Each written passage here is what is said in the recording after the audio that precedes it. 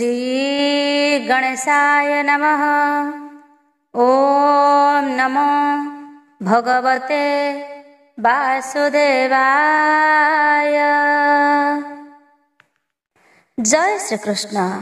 ए कଳି जुगरे अल्पायुष मनुष्यों पाई केवल भागवत पठन श्रवण ही मुक्तिर एकमात्र आश्रय। भाव भक्तिर सह श्रवण करिबा द्वारा आस्ते आस्ते वैराग्य प्राप्त होई ज्ञान उदय होइथाए।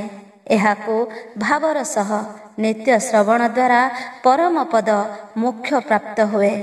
एणु परम शास्त्र भागवत अभ्यास करुथिबा नित्य। आज आमे आरंभ करिबा द्वादश स्कंध भागवत वंदना।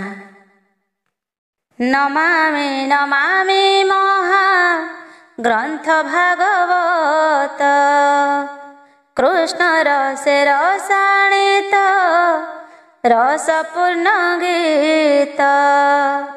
नमामि नमामि कृष्ण गोविंदाय नमः। उद्धवंकु देल पुण्य भागवत धर्म तत्वपूर्ण अर्थपूर्ण जीवनर वेद। अभ्यास मात्र के कटी जीव अवसाद। परम मंगलमय भागवत वाणी जीव तरी जीव शुणी भावत रंगीणी।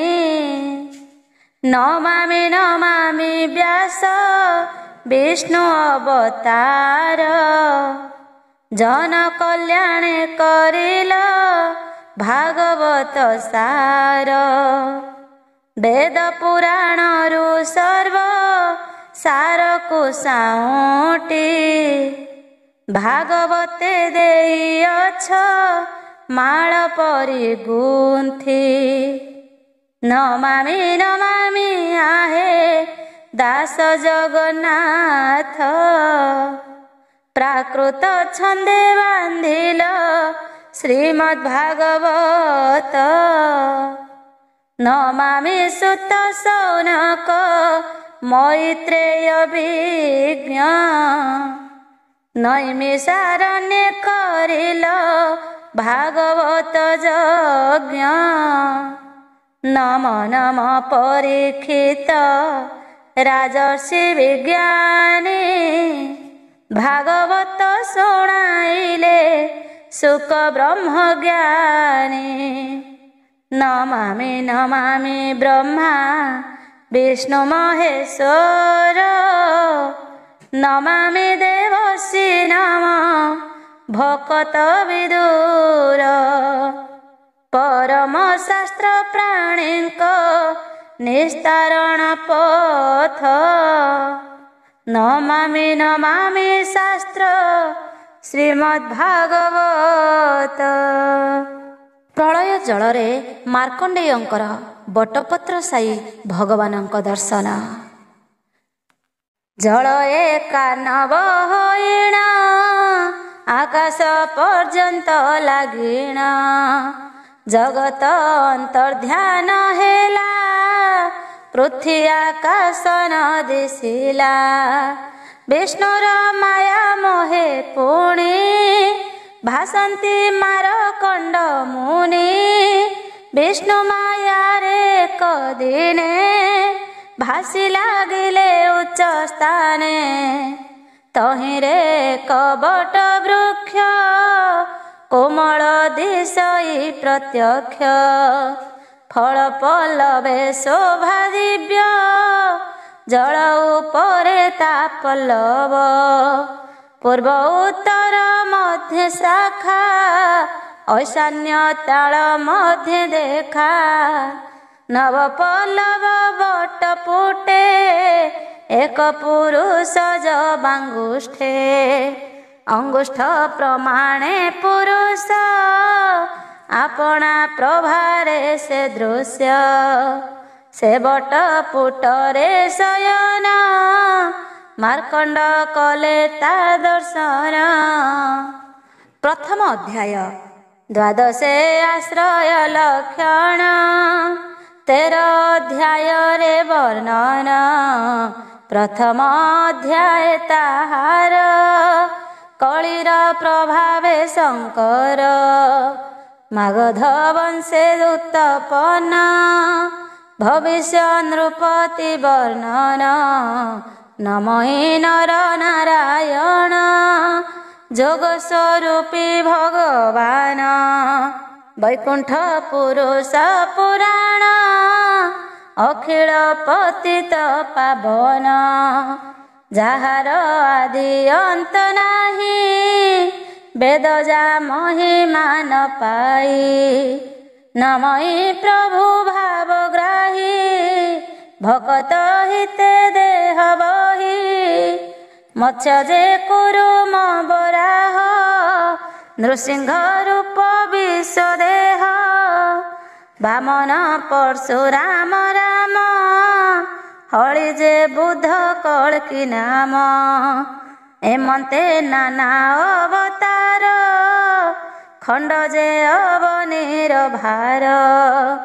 ଜୟ ମଙ୍ଗଳ ହେ ଈଶ୍ୱର ମହିମା ନ ଜାଣେ ଶଙ୍କର। ବ୍ରହ୍ମା ଯେ ନ ପାଇଲା ଅନ୍ତ ନମସ୍ତେ ପୁରୁଷ ବ୍ୟକ୍ତ। ଅନନ୍ତ ନିର୍ମଳ ପ୍ରକାଶ ପରମ ଜ୍ୟୋତିର ବିତ୍ରାସ। ନମସ୍ତେ ହେ ଭକ୍ତ ବତ୍ସଳ ଅନାଦି ଆଦି ବିଶ୍ୱମୂଳ। ହେ ଜଗନ୍ନାଥ ଜଗଦ୍ଭୂତ ସୃଷ୍ଟିପାଳକ ହେ ଅଚ୍ୟୁତ। ନମଃ ଜୟ ବିଶ୍ୱମୟ ପ୍ରାଣୀଙ୍କ ସର୍ବ ପାପଦ। ନିର୍ମଳ ନିରଞ୍ଜନ ରୂପ ତୋ ପଞ୍ଚଭୂତର ସ୍ୱରୂପ। ନମଃ ଜୟ କୃଷ୍ଣ ଶ୍ୟାମ ସକଳ ଭୂତେ ଆତ୍ମା ରାମ। ନମଃ ପତିତ ପାବନ କୃପା ସିନ୍ଧୁ ହେ ଜନାର୍ଦ୍ଦନ। ନମଃ ଗୋପୀ ପ୍ରାଣପତି ଶ୍ରୀ ବାସୁଦେବ ଜଗଜ୍ୟୋତି। ଜୟ ଗୋପୀ ଜନ ବଲ୍ଲଭ ସକଳ ପ୍ରାଣୀଙ୍କର ଶୁଭ।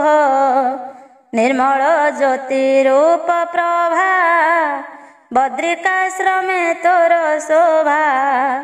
ହେ ନାରାୟଣ ନର ଋଷି ମହିମା କେ କହୁ ବିଶେଷୀ।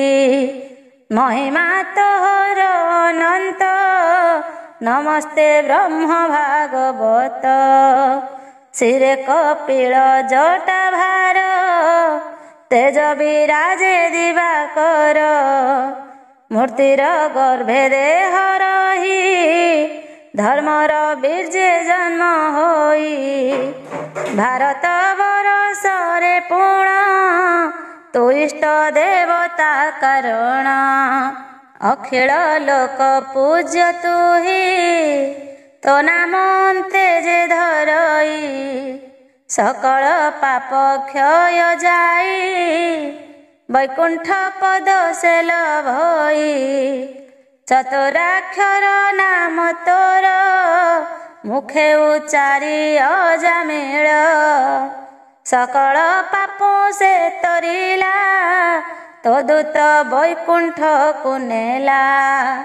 ସେ ନାରାୟଣ ପାଦେ ମୁହିଁ ଶରଣ ପଶି ଯେ ଅଛଇ। ଦ୍ୱାଦଶ ସ୍କନ୍ଧେ ଭାଗବତ ତ୍ରୟୋଦଶ ଅଧ୍ୟାୟ ବିଦିତ। ଜଗନ୍ନାଥ ଦାସ ପ୍ରକାଶ କରିତେ ଲୋଡୁ ଅଛି ଆସ। ନାମ ମୋହର ମହାଦେବ ବିପ୍ରର କୂଳରେ ସମ୍ଭବ। କୃଷ୍ଣ ସଙ୍ଗତେ ଜଗନ୍ନାଥ ବଳିଲେ ଗୋଲକ ଯେ ପଥ। କୃଷ୍ଣ ସଙ୍ଗତେ ଜଗନ୍ନାଥ ଚଳିଲେ ଗୋଲକ ଯେ ପଥ। ମୁଁ ଏହା କରଇ ବିଚାର ଅଷ୍ଟାଦଶ ପୁରାଣ ସାର। ଦ୍ୱାଦଶ ଅଧ୍ୟାୟ ତ୍ରୟୋଦଶ ଯେମନ୍ତେ ହୋଇବ ପ୍ରକାଶ ପୁରାଣ ମାନରୁ ଧାରି ସୁକଜା କହିଲେ ବିଚାରି ଭବିଷ୍ୟ ରାଜା ମାନ ଯେତେ କରିବେ ଭୋଗ ଏ ଜଗତେ। ଶ୍ରୀ ଶୁକବାଚ ମଗଧ ଦେଶରେ ପ୍ରକାଶ ବୃହଦ୍ରଥ ରାଜାର ବଂଶ ପୁରଞ୍ଜୟ ନାମେ ରାଜନ ହୋଇବ କିଛି ଦିନ ପୁଣ ତା ମନ୍ତ୍ରୀ ସୁନକ ବ୍ରାହ୍ମଣ ସେ ପୁରଞ୍ଜୟ କୁମାରୀଣ ଆପଣା ପୁତ୍ରକୁ ସ୍ଥାପିବ ବଳେ ପୃଥିବୀ ଆକର୍ଷିବ ତାହାର ନାମ ଯେ ପ୍ରଦ୍ୟାତ ପାଳକ ତାର ନିଜ ପୁତ୍ର ବିଶାଖ ଯୁପତା କୁମାର ରାଜନ ଜନ୍ମ ତା ବୀର୍ଯ୍ୟର ନନ୍ଦିବର୍ଦ୍ଧନ ତା ନନ୍ଦନ ଏ 5 ଜଣ ପ୍ରଦ୍ୟତନ 138 ବରଷ ପାଳିବେ ରାଜା ପଣେ ଦେଶ ତଦନ୍ତେ ରାଜା ଶିଶୁ ନାଗ ପୃଥିବୀ କରିବ ସେ ଭୋଗ ତା ସୁତ କାକବର୍ଣ୍ଣ ନାମ ତା ପୁତ୍ର କ୍ଷେମ ଧର୍ମା ଜାଣ କ୍ଷେତ୍ରଜ୍ଞ ଅଟେ ତାର ସୁତ ତାହାର ବିଧିସାର ପୁତ୍ର ଅଜାତ ଶତ୍ରୁ ସେ ହୋଇବ ଦର୍ଭକ ତା ତହୁଁ ସମ୍ଭବ ଦର୍ଭକ ବୀର୍ଯ୍ୟରୁ ତନୟ ପ୍ରକାଶ ନାମ ତା ଅଜୟ ନନ୍ଦିବର୍ଦ୍ଧନ ତାର ସୁତ ମହାନନ୍ଦିତ ସମ୍ଭୂତ ଶିଶୁନାଗ ରାଜା ବଂଶରେ 10 ପୁରୁଷ ରାଜ୍ୟ କରେ 360 ବରଷ ପାଳିବେ ଆର୍ଯ୍ୟାବର୍ତ୍ତ ଦେଶ ସେହି ମହାନନ୍ଦୀ ରାଜାର ଶୂଦ୍ରା ଭାରି ଯାହେବ ତାର ତା ଗର୍ଭେ ହୋଇବ କୁମାର ନନ୍ଦ ନାମ ଯେ ହେବ ତାର ମହାପଦ୍ମପତି ନାମରେ ରାଜା ହୋଇବ ବାହୁବଳେ ସୈନ୍ୟ ହୋଇବେ ଅପାର ଯୁଦ୍ଧେ ହୋଇବ ମହାମଲ୍ଲ ସକଳ କ୍ଷତ୍ରିୟ ବିନାଶ ସେ ରାଜା କରିବ ଅବଶ୍ୟ ଏହାର ପରେ ହେବେ ପୁଣ ଅପରେ ଯେତେକ ରାଜନ ଶୂଦ୍ର ପ୍ରାୟ ସେ ଅଧାର୍ମିକ ହୋଇ ପାଳିବେ ପ୍ରଜା ଲୋକ ଏକ ଛତ୍ର ନନ୍ଦ ରାଜନ ପୃଥିବୀ କରିବ ଶାସନ ସେ ନନ୍ଦ ରାଜାର ବିକ୍ରମ ଦ୍ୱିତୀୟ ପରଶୁରାମ ସମ ସର୍ବାଧିକାରୀ ରାଜା ହୋଇ ପାଳନ କରିବ ସେ ମହି ନନ୍ଦର ଅଷ୍ଟସୂତ ହୋଇ ସୋମାଲ୍ୟ ଆଦି ଅଷ୍ଟ ଭାଇ 7 ବରଷ ପୃଥ୍ୱୀପତି ହୋଇ ପାଳିବେ ବସୁମତୀ ଚାଣକ୍ୟ ନାମରେ ବ୍ରାହ୍ମଣ ତାହାଙ୍କୁ କରିବ ନିଧନ ତାହାଙ୍କ ଭାବରେ ପୁଣ ମୌର୍ଯ୍ୟ ଯେ ହୋଇବେ ରାଜନ ଚାଣକ୍ୟ ସାହାଯ୍ୟରେ ପୁଣ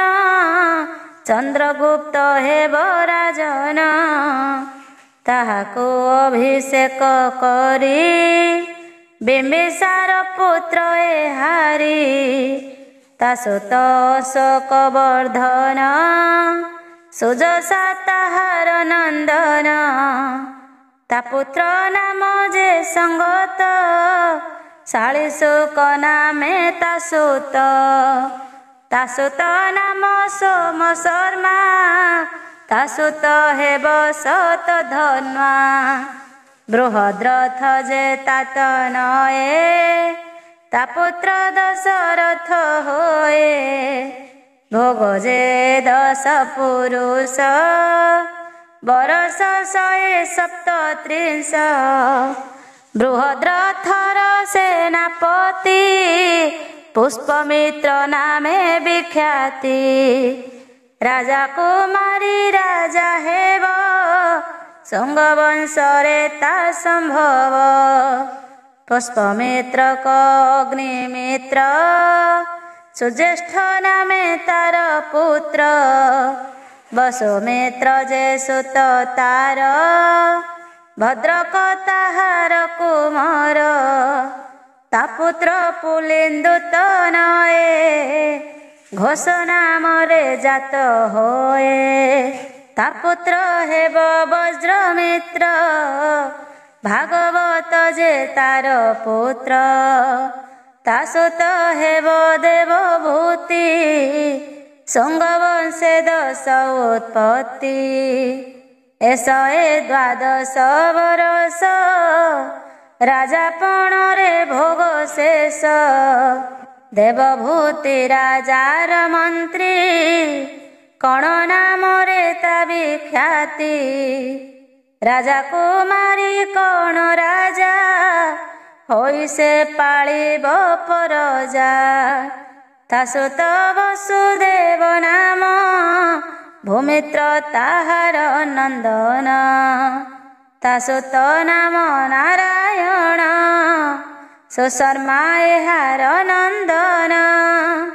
51 ଜଣେ ଯୋଗ 345 ଭୋଗ। ସୁଶର୍ମା ନାମେ ରାଜା ଏକ ବୃଷଳ ତାହାର ସେବକ। ସେ ଆନ୍ଧ୍ର ଜାତି ଶୂଦ୍ରାଧମ ରାଜା କୁମାରୀଣ ରାଜନ। ତା ଅନ୍ତେ ଭାଇ କୃଷ୍ଣ ନାମ ରାଜା ହୋଇବ ବିଦ୍ୟମାନ। ଶ୍ରୀକାନ୍ତ କର୍ଣ୍ଣ ତାର ସୁତ ପୌର୍ଣ୍ଣମାସ ତା ତହୁଁ ଜାତ। ତା ସୁତ ନାମ ଲମ୍ବୋଦର ଚିବିଳକ ଯେ ତା କୁମାର। ତା ପୁତ୍ର ନାମ ମେଘସ୍ୱାତି ଅଟମାନ ତାର ସନ୍ତତି। ଅନିଷ୍ଟ କର୍ମା ତାର ପୁଅ ତା ପୁତ୍ର ନାମ ଯେ ହାଳେୟ।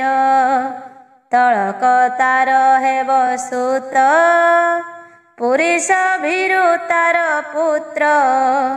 ସୁନନ୍ଦନ ଯେ ତା କୁମାର ତା ସୁତ ନାମ ଯେ ଚକୋର। ଚକୋର ତହୁଁ ଜାତ ହେବେ ବହବ ନାମ ସେ ଧରିବେ। ତା ଅନ୍ତ ନାମ ଶିବସ୍ୱାତି ଶୁଣ ହେ ତାହାର ସନ୍ତତି। ତା ସୁତ ନାମ ଯେ ଗୋମତୀ ପୁରୀମାନ ତାର ସନ୍ତତି। ତା ସୁତ ନାମ ମେଦଶିର ତା ସୁତ ଶିବ ସ୍ପନ୍ଦ ବୀର। ଯଜ୍ଞଶ୍ରୀ ପୁତ୍ର ନାମ ତାର ବିଜୟ ତାହାର କୁମାର। ଚନ୍ଦ୍ରବିଜ୍ଞ ତାର ସନ୍ତତି ତା ଭ୍ରାତା ନାମ ଯେ ଲୋମଧି। ଆନନ୍ଦେ 30 ପୁରୁଷ 456 ବରଷ। ଏଥୁ ଅନ୍ତରେ କଥା ଶୁଣ ଅବଭୃତି ନଗରେ ପୁଣ। ସପ୍ତଭାବୀର ରାଜା ହେବେ 10 ଗର୍ଦ୍ଦଭୀ ଏହି ଭାବେ। 16 କଙ୍କ ଏଥି ପରେ ରାଜା ହୋଇବେ ସଂସାରେ। ଧର୍ମାର୍ଥ ପଣନ କରିବେ ଅଧର୍ମ ମାର୍ଗେ ଦିନ ନେବେ। ଅତ୍ୟନ୍ତ ଲୋଭଗ୍ରସ୍ତ ହେବେ ପ୍ରଜାଙ୍କୁ ଅତି ଦୁଃଖ ଦେବେ। ମ୍ଲେଚ୍ଛ ଆଚାର ତାଙ୍କ କର୍ମ ସଂସାରେ ନ ସ୍ଥାପିବେ ଧର୍ମ, ଏ ଜାଣୁ ମେଳ ଛଇବେ, ଏ ଭୁବି ମ୍ଲେଚ୍ଛ ଆକର୍ଷିବେ। ଏ ଅନ୍ତେ ହୋଇବେ ଯବନ, ଆଠ ପୁରୁଷ ସେ ରାଜନ। 14 ପୁରୁଷ ତୁରୁଷ୍କ, ରାଜା ପଣେ ସେ ଅଭିଷେକ। ଏ ଅନ୍ତେ ଗୁରୁଣ୍ଡକ ବଂଶ, ହୋଇବେ ସେ 10 ପୁରୁଷ। ଭୋଗ ଏ 65 ଜଣ, 1151। ଏ ଅନ୍ତେ ମୌନ ମୁଗୁଲ, ପୃଥିକୀ ହୋଇବେ ସେ ସଲ। 11 ପୁରୁଷ ରାଜନ, ହୋଇବେ ମୌନ ବଂଶେଣ। ଏଣୁ ସକଳ ଧର୍ମ ଜୀବ, ବର୍ଣ୍ଣ ଆଚାର ନ ରହିବ। ରାଜା ହୋଇବେ ସର୍ବଦେଶ, ଇନ୍ଦ୍ରପ୍ରସ୍ଥରେ ସେ ପ୍ରକାଶ। ଏମନ୍ତେ 300 ବରଷ, ମୌନ ରାଜ୍ୟ ଭୋଗ ଶେଷ। ଏଥୁ ଅନ୍ତରେ ନୃପବର, କିଳିକିଳା ନାମେ ନଗର। ଭୃତନନ୍ଦ ଯେ ରାଜା ହେବ, ଦ୍ୱିତୀୟ ବଙ୍ଗିରି ହୋଇବ। ଶିଶୁନନ୍ଦୀ ନାମେ ରାଜନ, କରିବ ପ୍ରଜା ସେ ପାଳନ। ତାହାର ଭାଇର ବଂଶର, ଯଶୋନନ୍ଦୀ ନାମ ତାହାର। ପ୍ରବୀର କଜେ ତାର ସୁତ, 5 ପୁରୁଷ ସେ ମନ୍ତ। 106 ବରଷ, ଏହାଙ୍କ ରାଜ୍ୟ ଭୋଗ ଶେଷ। ଏହାଙ୍କ 13 ସୁତ, ବାଲ୍ମୀକ ନାମେ ହେବେ ଖ୍ୟାତ। ପୁଷ୍ପମିତ୍ର ନାମେ ଆବର, ହୋଇବ 1 ନୃପବର। ଦୁମିତ୍ର ତାହାର ସନ୍ତତି, ସୁଖେ ପାଳିବ ସେ ହୁକ୍ଷିତି। ଏ ଅନ୍ତେ ଆନ୍ଧ୍ର ଦେଶେ ପୁଣ, 7 ପୁରୁଷ ସେ ରାଜନ। ଏମନ୍ତ କୋଶଳ ଦେଶରେ, 7 ପୁରୁଷ ନୃପବରେ। ପୁଣି ଯେ ବୈଦୁର୍ଯ୍ୟ ନଗରେ, 7 ପୁରୁଷ ନୃପବରେ। 7 ପୁରୁଷ ହେ ରାଜନ, ହୋଇବେ ନିଷଧ ଦେଶେଣ। ଖଣ୍ଡମଣ୍ଡଳେ ଅଧିପତି, ପାଳିବେ ଏକାବେଳେ କ୍ଷିତି। ମଗଧ ଦେଶେ ରାଜା ପୁଣ, ବିଶ୍ୱସ୍ଫୁର୍ଜି ନାମେ ରାଜନ। ପୁରଞ୍ଜୟତା ନାମ ଆର, ସେ ରାଜା ଅତ୍ୟନ୍ତ ପ୍ରବଳ। 1 ଆଚାର ସେ କରିବ, ବର୍ଣ୍ଣ ଧର୍ମ ସେ ନ ରଖିବ। ବ୍ରାହ୍ମଣାଦି 4 ବର୍ଣ୍ଣର, କରିବ ସେ ହୁଏ ଏକାକାର। ପୁଳିନ୍ଦ ଯଦୁ ଯେ ମଦ୍ରକ, ସଙ୍ଗୁ ସେ ନହିବ ପୃଥକ। ସର୍ବେ ହୋଇବେ ଏକାକାର, ନଥିବ ବେଦର ବିଚାର। ମ୍ଲେଚ୍ଛଙ୍କ ପ୍ରାୟ ବ୍ୟବହାର, ହେବ ବ୍ରାହ୍ମଣାଦି ବର୍ଣ୍ଣର। ସବୁ ଜାତି ଏକତ୍ୱ କରି, ଅଧାର୍ମିକ ପଣ ଆଚରି। କର୍ମ ଧର୍ମ ସବୁ ଛଡ଼ାଇ, ଦୁଷ୍ଟ ଆଚରଣ ବଢ଼ାଇ। ବଳବନ୍ତରେ ଜିଣି ମହି, ସବୁ କ୍ଷତ୍ରିୟ ମାରି ସେହି। ପଦ୍ମାବତୀ ନାମ ନଗରେ, ରାଜା ହୋଇବ ତେଜ ଭରେ। ହସ୍ତିନା ଦ୍ୱାରକା ମଥୁରା, ପ୍ରୟାଗ ଯାଏ ଗଙ୍ଗା ଦ୍ୱାରା। ଏକାଙ୍ଗ ହୋଇବ ନରେନ୍ଦ୍ର, ଅଧର୍ମେ ନାଶୀ ପ୍ରଜା ବୃନ୍ଦ। ସୌରାଷ୍ଟ୍ର ବନ୍ତିଆ ଭୀର ଅର୍ବୁଦ ମାଳ ବଜେ ସୁର।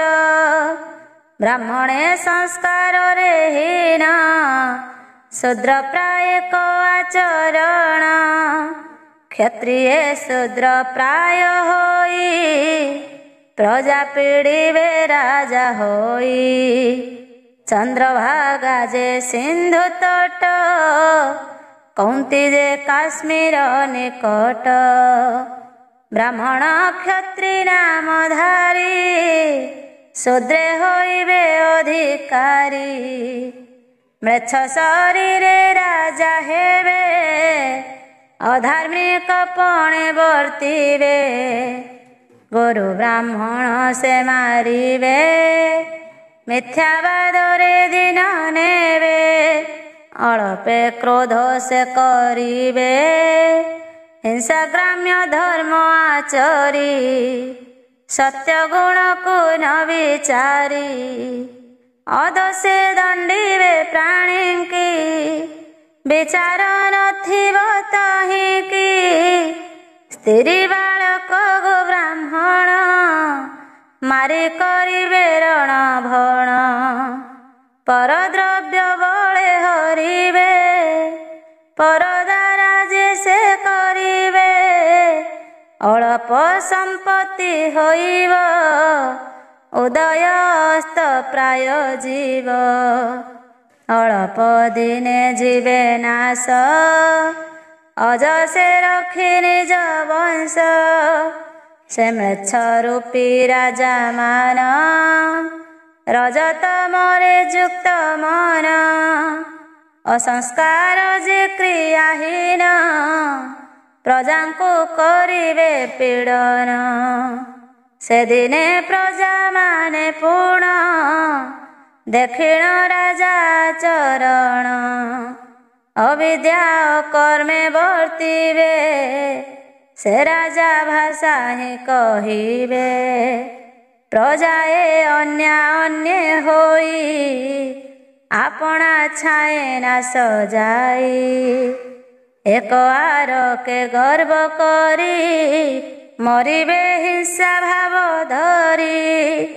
ରାଜାଏ ପ୍ରଜାଙ୍କୁ ନାଶିବେ ଗୁହାରି କଲେ ନ ଶୁଣିବେ। କହଇ ଜଗନ୍ନାଥ ଦାସ କଳିର ଆଗତ ଭବିଷ୍ୟ। ଇତି ଶ୍ରୀମଦ୍ଭାଗବତେ ମହାପୁରାଣେ ପାରମହଂସ୍ୟାଂ ସଂହିତାୟାଂ ଦ୍ୱାଦଶ ସ୍କନ୍ଧେ ଭବିଷ୍ୟଦ୍ ରାଜବଂଶାනුବର୍ଣ୍ଣନମ୍ ନାମ ପ୍ରଥମୋଧ୍ୟାୟ। ଦ୍ୱିତୀୟ ଅଧ୍ୟାୟ। ବିଶେଷ ଦେଖି କଳି ଦୋଷ କଳ୍ପି କରନ୍ତେ ପାପୀ ନାଶ। ସତ୍ୟ ଯୁଗର ଆଗମନ ଦ୍ୱିତୀୟ ଅଧ୍ୟାୟ ବର୍ଣ୍ଣନ। ଶ୍ରୀ ଶୁକବାଚ। ଶୁକ କହନ୍ତି ବିଦ୍ୟାମାନେ ଶୁଣ ରାଜନ ସାବଧାନେ। କଳି ଯୁଗ ଧର୍ମ ବିଧାନ ଏ ଯୁগে ହୋଇବ ଯେ ସନ। ସତ୍ୟ ଶୌଚ ଦୟା କ୍ଷମା ତୁଟିବ ଧର୍ମ ମାର୍ଗ ସୀମା। କାଳ ଯେ ବଳବନ୍ତ ହୋଇ ପ୍ରାଣୀଙ୍କି ଗ୍ରାସିବ ଯେ ସେହି। ଏଣୁ ଯେ ଧର୍ମ ହାନି ହୋଇ ବଳ ଆୟୁଷ କ୍ଷୟ ଯାଇ। ଯେଉଁ ଜନର ଧନ ଥିବ ସଂସାରେ ବଡ଼ ସେ ହୋଇବ। ତାଙ୍କରି ସର୍ବ ଗୁଣ ପୁଣ ଜାତି ଆଚାର କୁଳ ବର୍ଣ୍ଣ ଶୀଳ ବୁଦ୍ଧି ଆଦି ଯେ ଗୁଣ। ଧର୍ମ ନ୍ୟାୟ ଯେ ବିଚାରଣ ବଳବନ୍ତ ହୋଇବେ ସେହି। ତା ବିନୁ କେହି କିଛି ନହିଁ। ବିବାହ ସମ୍ବନ୍ଧେ ଅଗ୍ରଣୀ କୁଳ ନ ବିଚାରିବେ ପୁଣି। ଯେ କନ୍ୟା ଯେ ବର ବରିବ ସେ ଇଚ୍ଛା ସୁଖେ ବିଭା ହେବ। ଯା ମନ ଯାହାକୁ ଭଜିବ ସେ ବର ତାକୁ ବିଭା ହେବ। ଆରମ୍ଭି ଦମ୍ଭି ଖଳ ପ୍ରାଣୀ ସେ ବଡ଼ ଏ ସଂସାରେ ପୁଣି। କରିବେ କପଟ ବ୍ୟବହାର ଧର୍ମ ଆଚାର ଲୋକାଚାର। ଛନ୍ଦ କପଟ ମାୟା ସର୍ବ ମିଥ୍ୟା ପାଷଣ୍ଡ ଭାବ ଗର୍ବ। ସ୍ତ୍ରୀ ଏ ସ୍ତ୍ରୀ କି ରମିବେ ପୁରୁଷ ପୁରୁଷେ ଭଜିବେ। କେବଳ ରୁଚି ଅନୁସାରେ ରତି ଯେ ସ୍ତ୍ରୀ ପୁରୁଷରେ।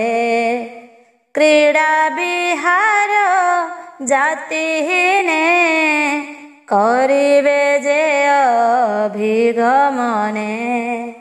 ବେଶ୍ୟାକୁ ପାଇ ନିଜ ନାରୀ ଛାଡ଼ି ତା ଘେନି କ୍ରୀଡ଼ା କରି। ବ୍ରହ୍ମତ୍ୱ କିଞ୍ଚିତ ପ୍ରକାରେ ରହିବ ଯଜ୍ଞ ପବିତରେ। ନାମେ ବୋଲାଇବେ ବ୍ରାହ୍ମଣ ଦ୍ୱାଦଶ ଗୁଣେ ହେବେ ହୀନ। ବ୍ରହ୍ମଚାରୀ ଆଦି ଆଶ୍ରମ ନାମରେ ବହିବେ ସେ ଚିହ୍ନ। ଦଣ୍ଡକ ମଣ୍ଡଳୁ ଅଜିନ ଧରିଣ ଆଶ୍ରମର ଚିହ୍ନ। ଏମାନେ ହୁଡ଼ି ନିଜ ଧର୍ମ ନାନା ବିଦ୍ୟାରେ ହୋଇ ଭ୍ରମ। ଆଶ୍ରମ ଧର୍ମେ ନ ରହିବେ ସଂସାର ମାର୍ଗରେ ଚଳିବେ। ଏ ରୂପେ କଳି ଯୁଗ ଗତି ଅଜ୍ଞାନେ କରି ଦୁଷ୍ଟମତି। ନ୍ୟାୟ ଅନ୍ୟାୟ ବିଚାରଣ ନ କରି ଶାସ୍ତ୍ରର ପ୍ରମାଣ। ଯେ ଜନ ନିର୍ଧନ ହୋଇବ ତାକୁ ସହାୟ କେ ନହିବ। ନ୍ୟାୟରେ ସେ ଲୋକ ହାରିବ ସଭାରେ ନିନ୍ଦିତ ହୋଇବ। ପଣ୍ଡିତ ଯେହୁ ବୋଲାଇବେ ଚଞ୍ଚଳ ବଚନ କହିବେ। ଦରିଦ୍ର ହେବ ଯେଉଁ ଜନ ନଷ୍ଟ ହୋଇବ ସର୍ବଗୁଣ। ଅସାଧୁ ବୋଲାଇବ ସେହି ସତ୍ୟ ବଚନ ମିଥ୍ୟା ହୋଇ। ସାଧୁ ଯେ ଦମ୍ଭେ ବୋଲାଇବେ ପ୍ରାଣୀଙ୍କି ହୃଦେ ହିଂସୁଥିବେ। ଶିକାର ବଚନରେ କରି ବିଭା ହୋଇବେ ଅବିଚାରୀ। ଧର୍ମାଧର୍ମକୁ ନ ବିଚାରି ଜାତି କୁଳ ଦୋଷ ନ ଧରି। करे पानिया घेनिथिबे केश कुंढाई सुख भावे स्नान कलु बोली बोलिबे ଦୂର ଗାଡ଼ିଆ ପାଶେ ଯିବେ। ତାହାକୁ ତୀର୍ଥ ବୋଲି କହି ସ୍ନାନ କରିବେ ତହିଁ ଯାଇ। କେବଳ କେଶର ଧାରଣ ହୋଇବ ଲାବଣ୍ୟ କାରଣ। ଆପଣା ପେଟକୁ ପୋଷିବା ବଡ଼ ପ୍ରୟୋଜନ ହୋଇବା। କାର୍ଯ୍ୟ କଲାର ପ୍ରାୟ ମଣି ସେ ଲୋକ ହୋଇବେ ଅଗ୍ରଣୀ। ଆଣ୍ଟ ପଣରେ ସତେ ଗୁଣ କୁଟୁମ୍ବ ପୋଷି ବଡ଼ପଣ। ଚତୁର ବୋଲାଇବେ ସେହି ଏ ରୂପେ ଯୁଗ ଧର୍ମ କହି। କର୍ମ କରିବେ ଯଶ ଅର୍ଥେ ଶାସ୍ତ୍ରକୁ ମଣିବେ ଅନର୍ଥେ। ଏମନ୍ତ ହୋଇ ଯେତେବେଳେ ପାପ ଆଚ୍ଛାଦିବ ଶୟଳେ। ପରଜା ମାନେ ଦୁଷ୍ଟପଣେ ପୃଥ୍ୱୀ ପୂରିବ ଦୁଷ୍ଟ ଜନେ। ବ୍ରାହ୍ମଣ ଆଦି ଚାରି ବର୍ଣ୍ଣେ ବଳ ବିଚାର ପରାକ୍ରମେ। ବଳିଷ୍ଠ ହୋଇବେ ଯେହି ନୃପତି ବୋଲାଇବେ ସେହି। ଏମାନେ ଦୁର୍ବୃତ୍ତ ହୋଇବେ ନିର୍ଦ୍ଦୟ ଭାବକୁ ବହିବେ। ପ୍ରଜାମାନଙ୍କୁ କଷ୍ଟ ଦେବେ ଅଧର୍ମ ବଳ ଗୁଣ ଭାବେ। ସର୍ବସ୍ୱ ପ୍ରଜାଙ୍କର ନେବେ ବିକଳ କେହୁ ନ ଶୁଣିବେ।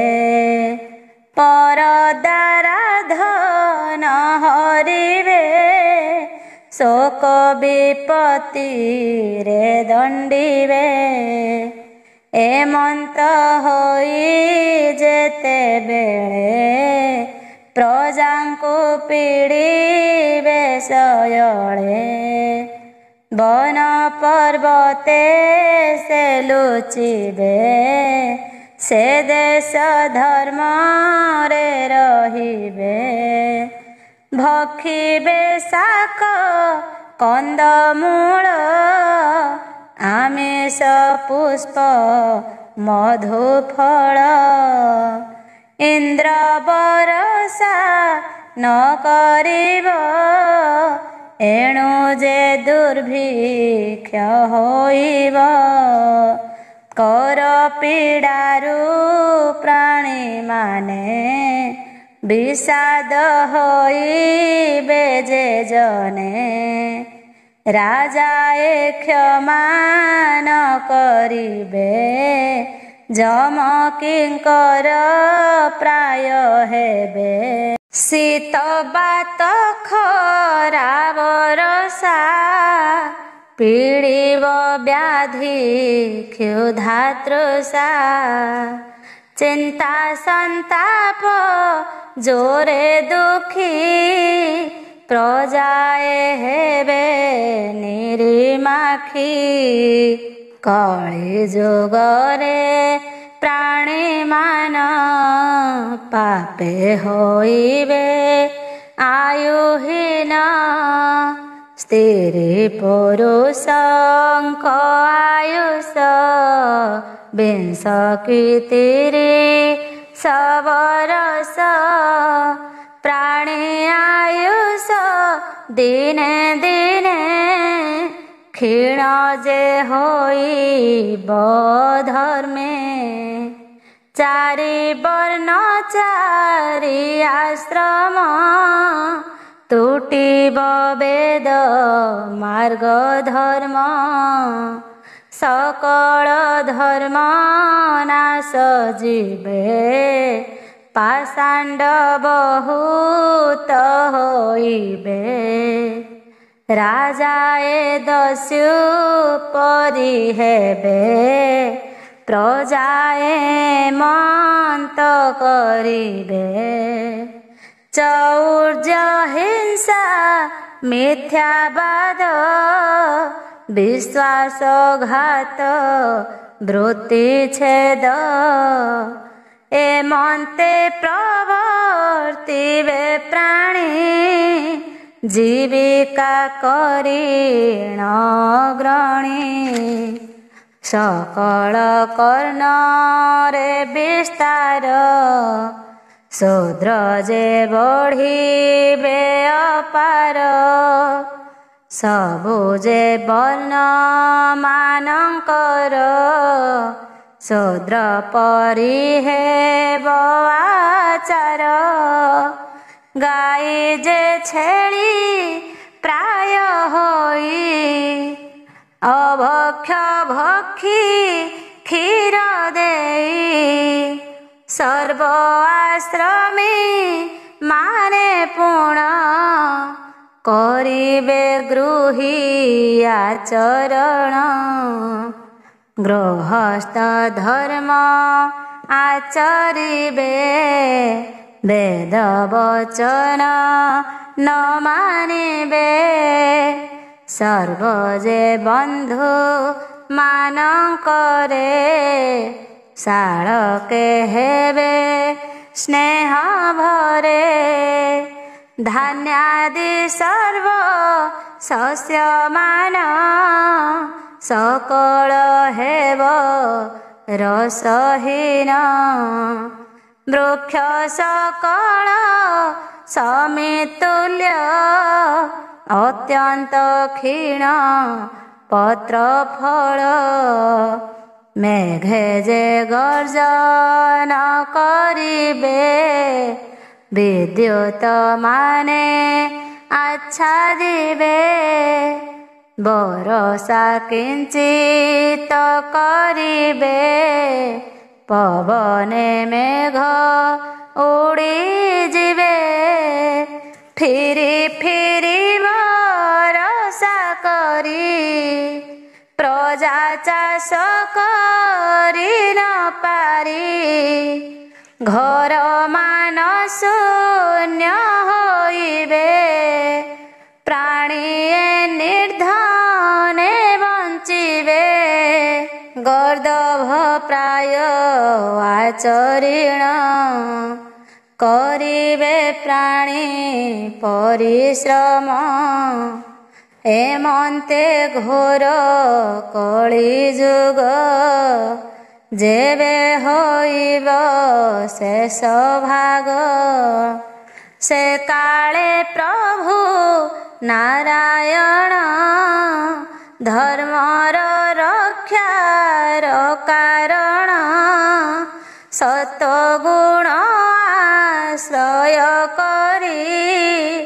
ହେବେ ମର୍ତ୍ତ୍ୟରେ ଦେହଧାରୀ ସାଧୁଙ୍କ ଧର୍ମ ରଖିବାରେ ସମ୍ଭଳ ନାମକ ଗ୍ରାମରେ ସେ ଚରାଚର ଗୁରୁ ଈଶ ସକଳ ଆତ୍ମା ରେ ପ୍ରକାଶ ସାଧୁମାନଙ୍କ ପରିତ୍ରାଣେ ଜନ୍ମ କର୍ମ ମୋକ୍ଷ କାରଣେ ବିଷ୍ଣୁ ଯଶା ନାମେ ବ୍ରାହ୍ମଣ ବିଷ୍ଣୁ ଯେ ତାର ଗୃହେ ଜନ୍ମ କଳ୍କି ନାମରେ ଅବତାର ହୋଇବେ ପରମ ଈଶ୍ୱର ଖଡ୍ଗ ସେ ଧରି ଦେବଦତ୍ତ ଅଶ୍ୱ ଚଢ଼ିବେ ବେଗବନ୍ତ ପୃଥିରେ ବୁଲିବେ ପ୍ରକୋପେ, ମ୍ଳେଚ୍ଛ ନାଶିବେ ମହାଦର୍ପେ। ରାଜବଂଶରେ ଯେତେ ଦୁଷ୍ଟ, ଖଣ୍ଟ ରାକ୍ଷସ ଯେ ପାପିଷ୍ଠ। ମାରିବେ କୋଟି କୋଟି କରି, ପୃଥିବୀ ନିକ୍ଷତ୍ରିୟ କରି। ଏ ଅନ୍ତେ ସାଧୁଙ୍କୁ ପାଳିବେ, ଯେ ବା ତାହାଙ୍କୁ ଭଜୁଥିବେ। ସତ ଗୁଣରେ ଯେହୁଥିବେ, ସେ ବାସୁଦେବଙ୍କୁ ଦେଖିବେ। ସେ ସାଧୁ ପ୍ରଜା ମାନେ ପୁଣ, ବାସୁଦେବ ସଙ୍ଗ ଲଭିଣ। ତାଙ୍କ ଅଙ୍ଗ ବାସନା ଲାଗି, ସର୍ବେ ହୋଇବେ ସୁଖ ଭାଗୀ। ନିର୍ମଳ ମନା ଯହଁ ହେବେ, ସର୍ବେ ସତ ଗୁଣେ ଚଳିବେ। ପୁର ନଗର ଗ୍ରାମ ଦେଶ, ହୋଇବେ ଦୁଷ୍ଟ ମାନେ ନାଶ। ସାଧୁ ତମେ ପ୍ରବର୍ତ୍ତିବେ, ଉତ୍ତମ ଧର୍ମେ ମନ ଦେବେ। ଭଜିବେ ପରମ ପୁରୁଷ, ସର୍ବକଳୁଷ ଜୀବନାଶ।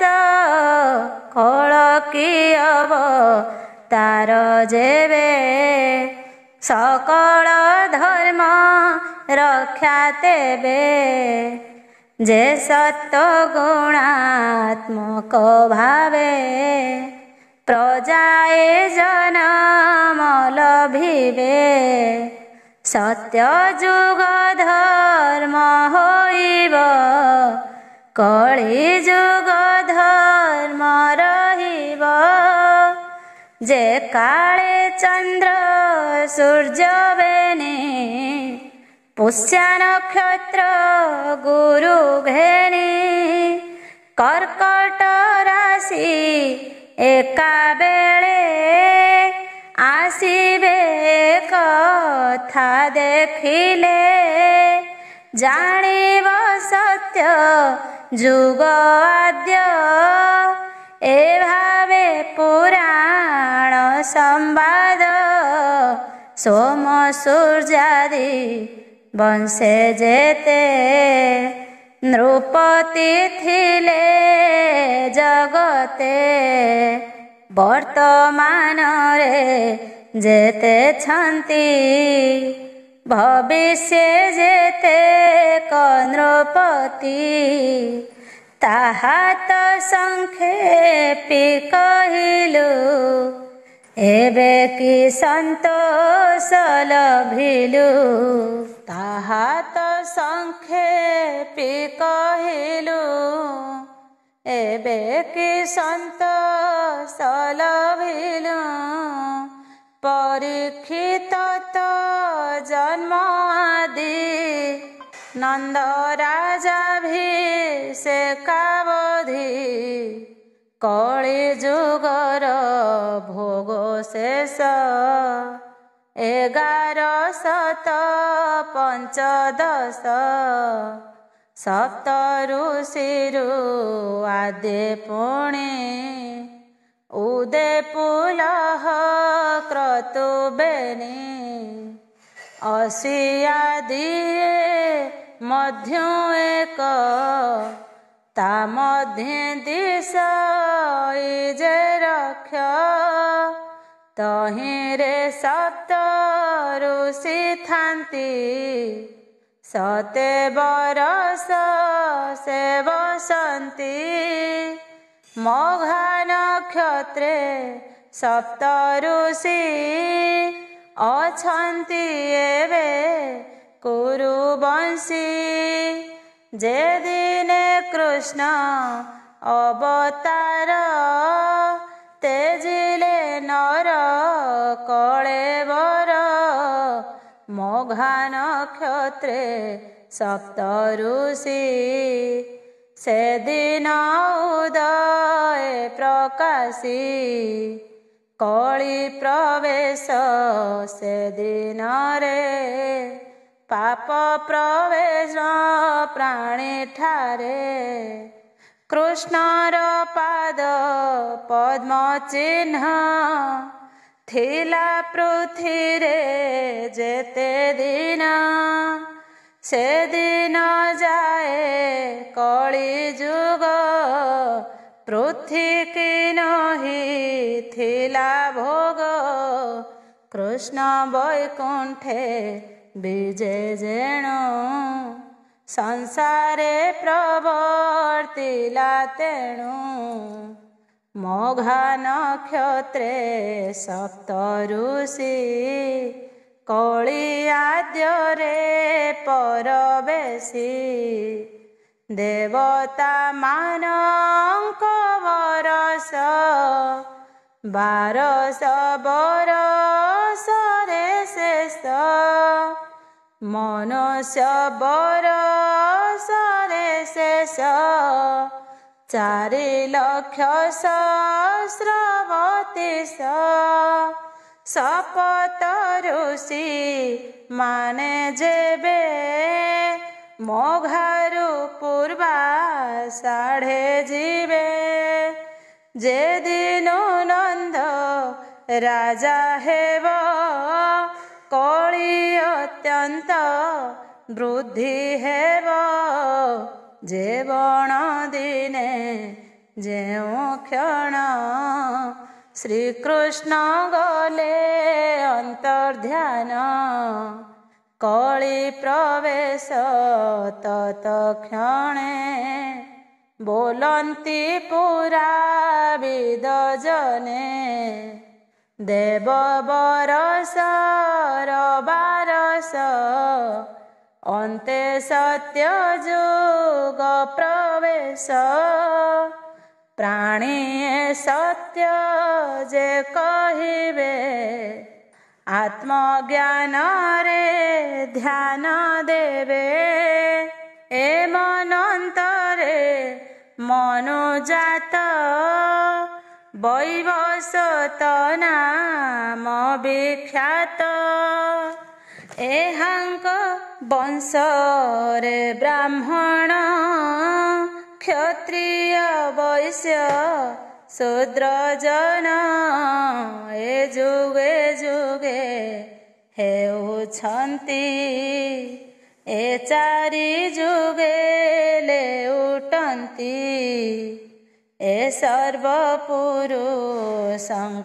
ଚିହ୍ନ ନାମ କୀର୍ତ୍ତି ମାତ୍ର ପ୍ରମାଣ ଅବଶେଷେ ରହେ ଧରଣୀ ରହନ୍ତି ପାପ ପୁଣ୍ୟ ପ୍ରାଣୀ ହୋଇବ ସତ୍ୟ ଯୁଗ ଯେବେ ସୋମ ସୂର୍ଯ୍ୟ ବଂଶ ହୋଇବେ ଦେବାପି ଶାନ୍ତ ନୂର ଭାଇ ସୋମ ବଂଶରେ ରାଜା ହୋଇ ସୂର୍ଯ୍ୟ ବଂଶରେ ଉତ୍ତପନ ଇକ୍ଷ୍ୱାକୁ ନାମେ ଯେ ରାଜନ ତାହାର ବଂଶେ ମରୁଜାତ ତାତହୁଁ ସୂର୍ଯ୍ୟ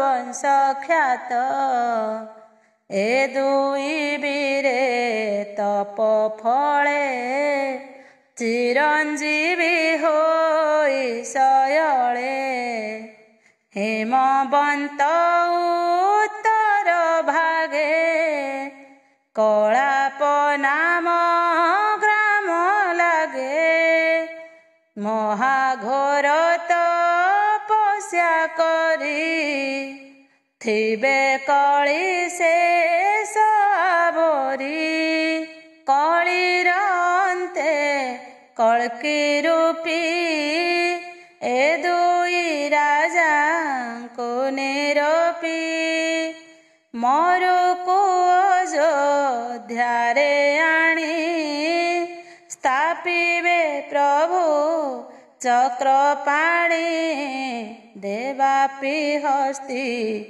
ନାନଗରେ ସ୍ଥାପିବେ ଯୁଗ ଅନୁସାରେ ସେ ବାସୁଦେବ ଆଜ୍ଞା ପାଳି ସତ ଗୁଣରେ ପ୍ରଜା ପାଳି ସତ ଗୁଣକୁ ସେ ବିସ୍ତାରୀ ବର୍ଣ୍ଣ ଧର୍ମ ମାନ ବିଚାରି ସତ୍ୟ ତ୍ରେତା ଦ୍ୱାପର କଳି ଏ କ୍ରମେ ଚାରି ଯୁଗ ଚଳି ପୃଥ୍ୱୀରେ ପ୍ରାଣୀ କିବେ ଭାରେ ପ୍ରବର୍ତ୍ତ କରିବେ ଆଚାରେ ଏ ଭାବେ ଆତ ଜାତ ହୋଇ ମନନ୍ତରେ ଭୋଗ